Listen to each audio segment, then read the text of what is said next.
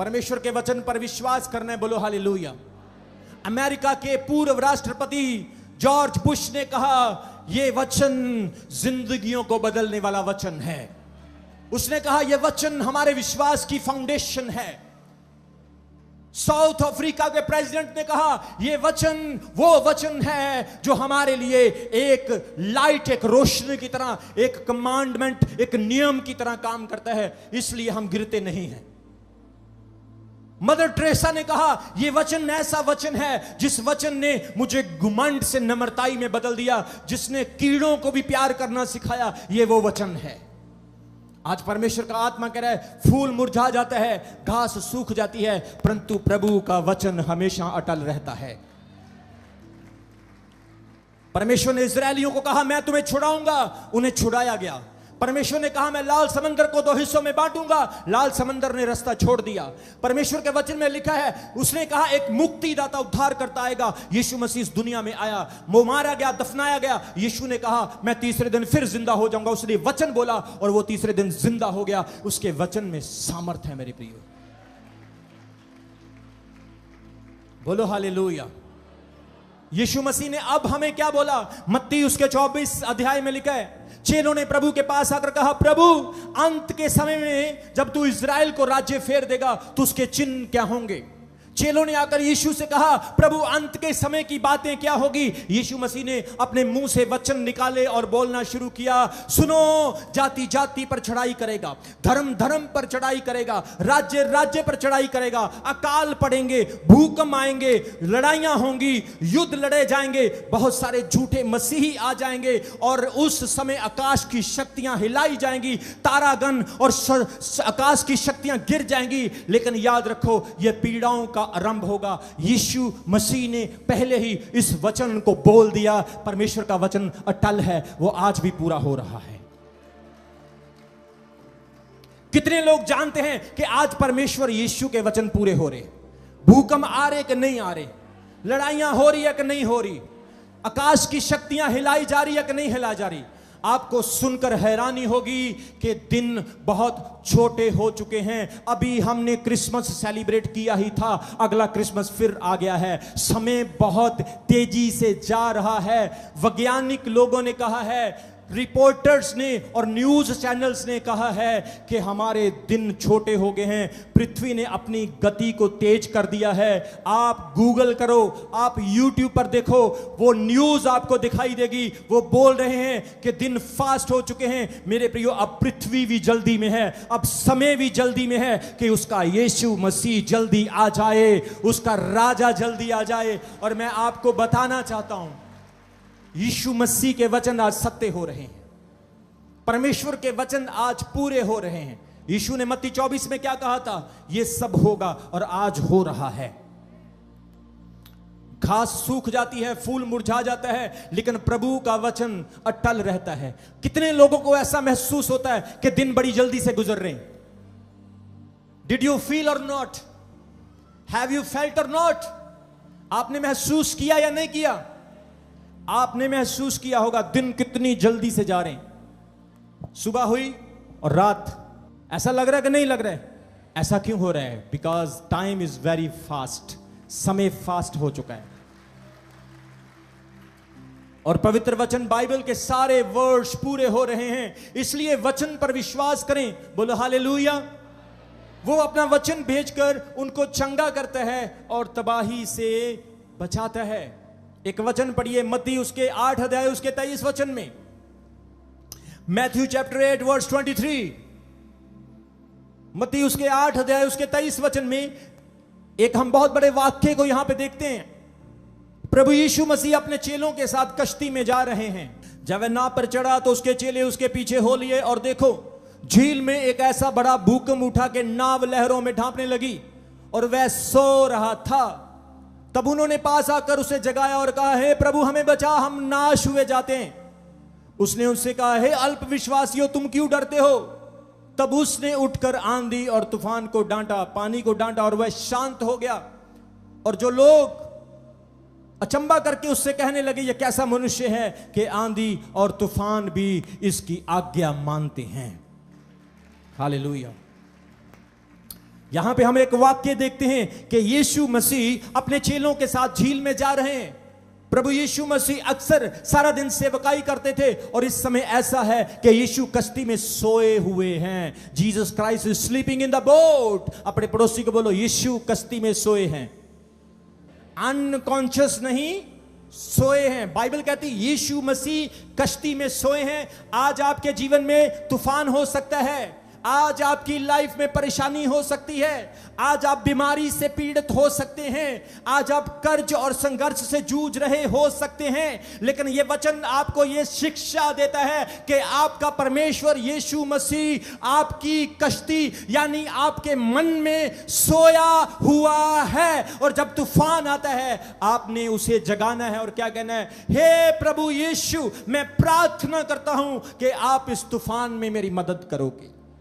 और वो परमेश्वर आपके अंदर जागेगा, वो परमेश्वर आपके अंदर उठेगा और उस तूफान को कहेगा, हे तूफान, हे आंधी और पानी, मैं तुझे कहता हूं थम जा।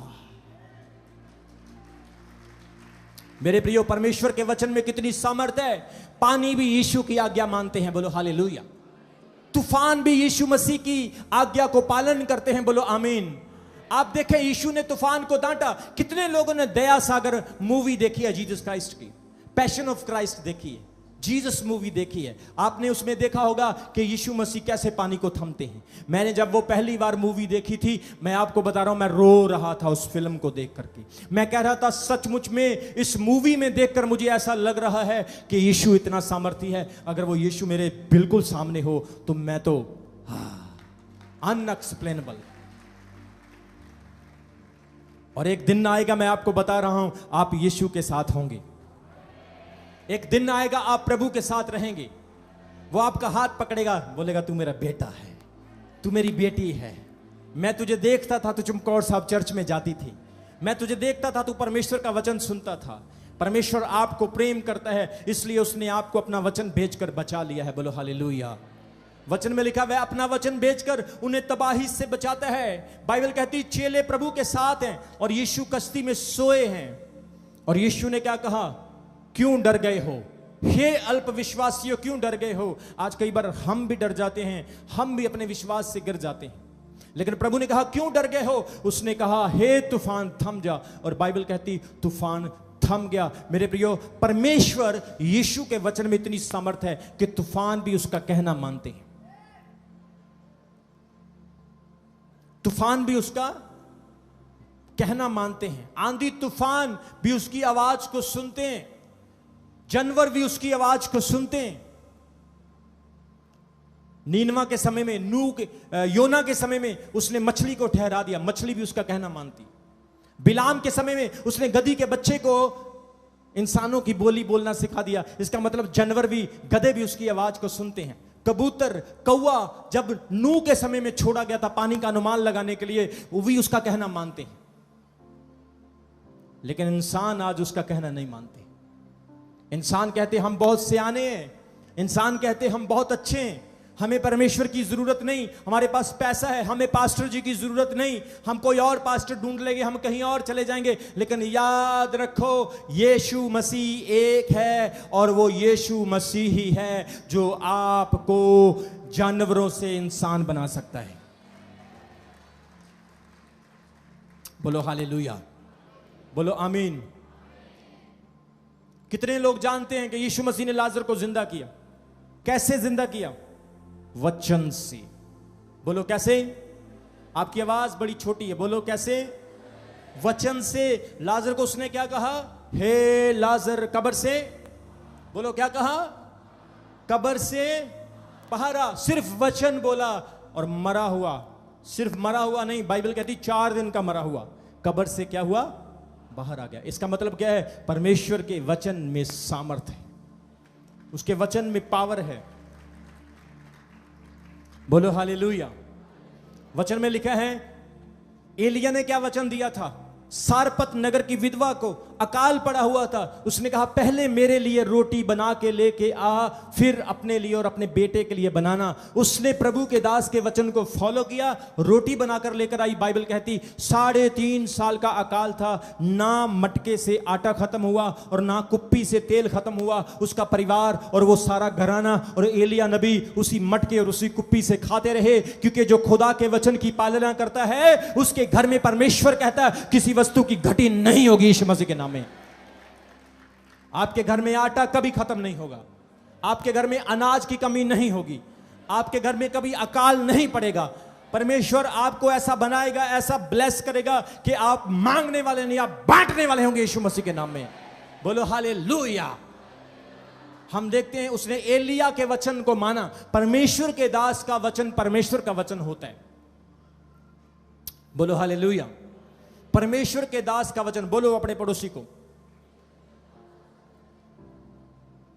परमेश्वर के दास का वचन परमेश्वर का वचन होता है, और जो इसे मानते हैं वो जीवन पाते हैं।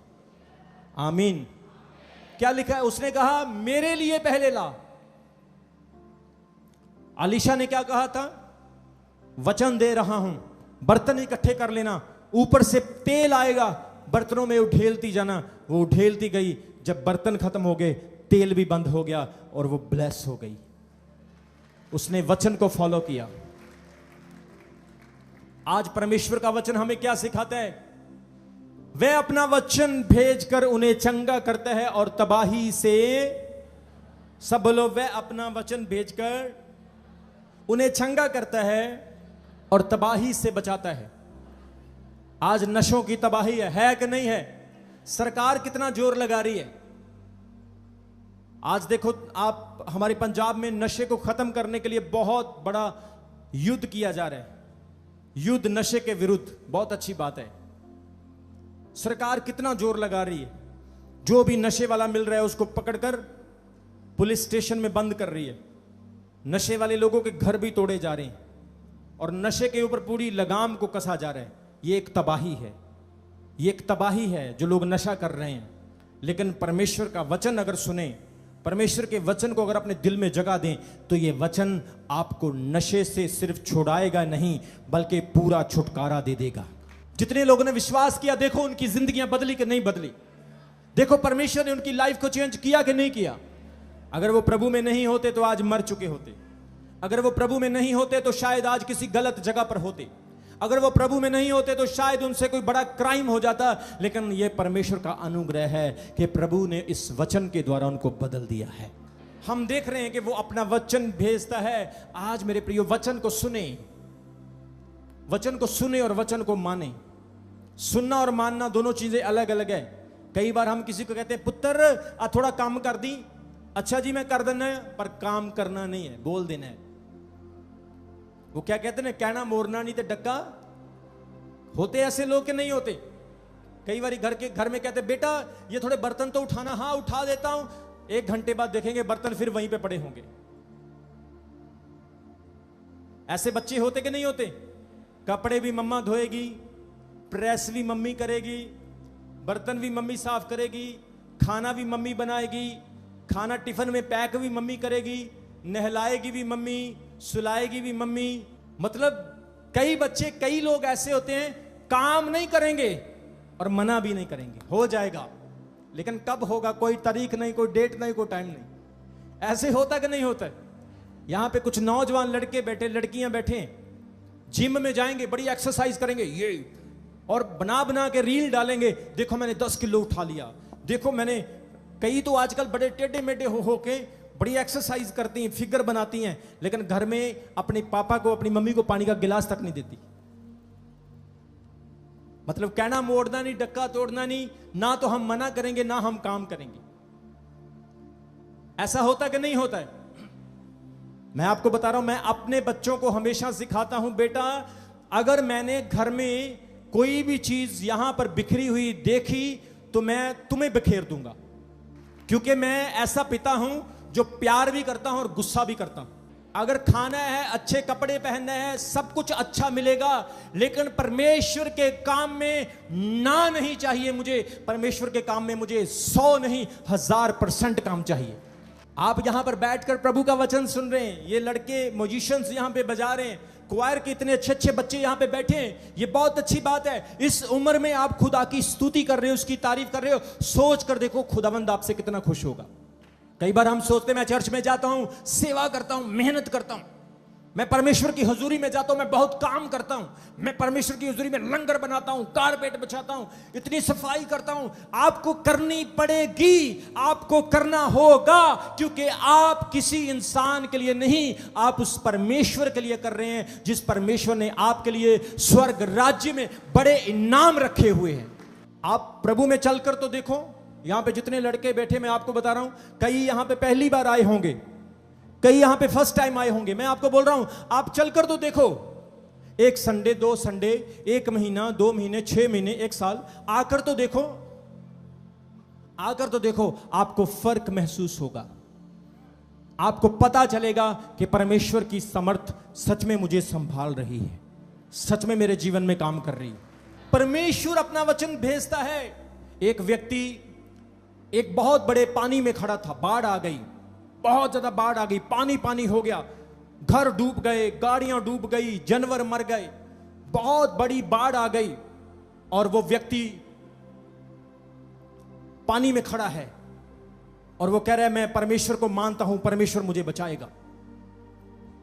वहां पर एक नाव वाला व्यक्ति आया, कश्ती वाले ने उसको बोला भाई जल्दी से कश्ती में बैठ जाओ, तुम डूब जाओगे। उसने कहा नहीं, मेरा परमेश्वर मुझे बचाने के लिए आएगा। पानी यहां तक आ गया, वहां पर एक हेलीकॉप्टर वाला आया, उसने उसको बोला भाई जल्दी से इस सीढ़ी के ऊपर चढ़ जाओ, नहीं तो तुम डूब कर मर जाओगे। बोला नहीं, मैं हेलीकॉप्टर पर नहीं चढ़ूंगा, मेरा परमेश्वर मुझे बचाएगा। पानी बढ़ गया, पानी यहां तक आ गया, मर गया। मरने के बाद स्वर्ग में चला गया और परमेश्वर के सामने जाके खड़ा है और प्रभु को ऐसे गुस्से से देख रहे हैं, तू कैसा परमेश्वर है, हैं? तू कैसा प्रभु है? मैं तेरी इतनी उपासना करता था, तुझ पर इतना विश्वास करता था, हैं? तूने मुझे बचाया नहीं। मैंने तुझे इतनी बार कहा कि तू आएगा, तू आएगा, तू आएगा, तू आया नहीं और मैं मर गया। तूने मुझे क्यों नहीं बचाया? उसने कहा मूर्ख, जब तू डूब रहा था सबसे पहले मैंने तेरे पास आदमी को भेजा, फिर मैंने तेरे पास कश्ती को भेजा, फिर मैंने तेरे पास हेलीकॉप्टर को भेजा, तू क्यों नहीं चढ़ा? ये तेरी गलती है। आज परमेश्वर का वचन कह रहे हैं, ये वचन एक आदमी की तरह आपके लिए मददगार है, ये वचन एक नाव कश्ती की तरह आपके लिए मददगार है, ये वचन एक हेलीकॉप्टर की तरह आपके लिए मददगार है। आपने इस वचन पर चढ़ जाना है, आपने इस वचन को स्वीकार कर लेना है और कल को आपको परमेश्वर को कंप्लेंट नहीं करना पड़ेगा कि प्रभु मैं नरक में क्यों चला गया, क्योंकि परमेश्वर कहेगा ओ मैंने नरक से बचाने के लिए तुझे अपना वचन दिया था। और आज जिन्होंने वचन को पा लिया है वो नरक क्या, शैतान क्या, वो दुनिया की किसी ताकत के आगे नहीं झुकेंगे और परमेश्वर उनको बुलंद करेगा, ब्लेस करेगा। बोलो हालेलुया, बोलो आमीन। बाइबल कहती है योना नबी को परमेश्वर ने क्या कहा? नीनवा में जा और क्या लेके जा? वचन लेकर जा। 1,20,000 लोग उस नगर नीनवा में रहते थे, बाइबल कहती है, और वहां पर पाप था, लोग परमेश्वर से दूर थे और उसके वचन को मानने के लिए बिल्कुल भी तैयार नहीं थे। परमेश्वर ने योना को कहा जा और उन्हें वचन सुना, उन्हें चेतावनी दे। बाइबल कहती है योना गया और उसने वचन सुनाया और वो बच गए। वो अपना वचन भेजता है और उन्हें तबाही से, सदोम और अमोरा में जब उन्होंने वचन नहीं सुना, वचन कहते हैं आग ऊपर से उतरी और सबको भस्म कर दिया, क्योंकि उन्होंने वचन को नहीं सुना। आइए अपने स्थानों पर खड़े हो जाएं, परमेश्वर के वचन को अपनी लाइफ में, अपने जीवन में जगह दें। परमेश्वर का वचन आपके जीवन का मुख्य आधार हो। हालेलुया। सबको जय मसीह की। मैं जतिन बब्बर और आप देख रहे हैं मसीह परिवार चैनल। जैसे कि आप सब जानते हैं कि मैं इस चैनल पे प्रभु के अलग अलग दासों की वीडियोस डालता हूं, तो अगर आपको हमारा चैनल अच्छा लगता है तो आप इस चैनल को ज़्यादा से ज़्यादा सब्सक्राइब जरूर करें, ताकि आप प्रभु के वचन को सुन सके। वीडियोस को ज़्यादा से ज़्यादा शेयर करें ताकि जिन लोगों तक वचन नहीं पहुंचा उन तक भी वचन पहुंच सके। सबको जय मसीह की। एक बार मैं आपसे दोबारा कहूँगा कि इस चैनल को सब्सक्राइब जरूर करें और वीडियोस को ज़्यादा से ज़्यादा शेयर करें। जय मसीह की।